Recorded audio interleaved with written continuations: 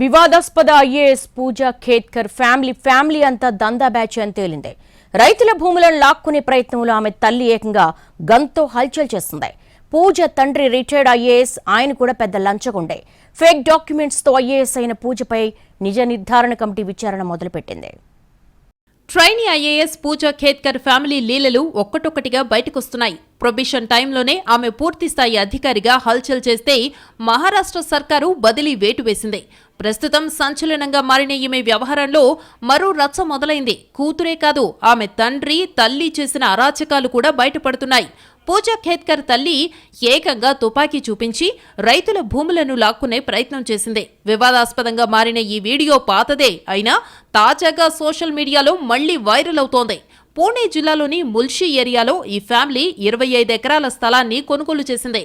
అయితే పక్కనే ఉన్న రైతుల భూముల్ని ఆక్రమించేందుకు స్కెచ్ గీశారు. ఆ క్రమంలోనే ఈ స్థలం దగ్గర పెద్ద గొడవైంది.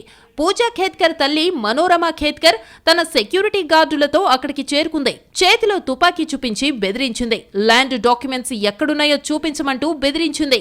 ఆ వ్యక్తి తన పేరుపైనే ల్యాండ్ రిజిస్టర్ అయ్యుందని, ప్రస్తుతం కోర్టులో కేసు నడుస్తోందని చెప్పాడు. కోర్టు ఏం ఆర్డర్ ఇచ్చిందో చూసుకో, రూల్స్ చెప్పకు అని రివాల్వర్ ని చేతిలో ఆడిస్తూ వార్నింగ్ ఇచ్చింది.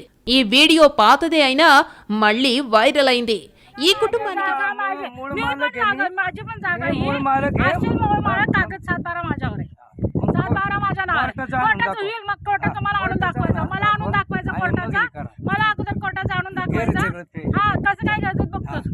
వైరల్ అయింది. ఈ కుటుంబానికి వ్యతిరేకంగా పోలీస్ కేసు పెడదామని చూసినా ఎవరూ సహకరించలేదని రైతులు చెబుతున్నారు. పూజా తండ్రి రిటైర్డ్ ఐఏఎస్ అధికారి దిలీప్ ఖేత్కర్ కోట్ల రూపాయలు అడ్డగోలుగా సంపాదించినట్టు ఆయనపై ఆరోపణలున్నాయి. పూజా ఖేత్కర్ కి 5 లగ్జరీ ఫ్లాట్లున్నాయి. వీటితో పాటు మహారాష్ట్రలో 2 అపార్ట్మెంట్లున్నట్టు తేలింది. వీటి విలువ 22 కోట్ల రూపాయలుంటాయని చెబుతున్నారు. అహ్మద్ నగర్ లో 45 లక్షల రూపాయలు విలువ చేసే ఒక అపార్ట్మెంట్ కూడా ఉందట. ఆమె ట్రైనింగ్ లో ఉండగానే గొంతెమ్మ కోరికలు కోరి వివాదాస్పదమయ్యారు. తన ఆడి కారుకు ప్రోటోకాల్ సైరన్, మహారాష్ట్ర ప్రభుత్వ స్టిక్కర్, వీఐపీ నెంబర్ ప్లేట్లను అనుమతి లేకుండా వాడినట్టు ఆరోపణలు ఎదుర్కొంటున్నారు.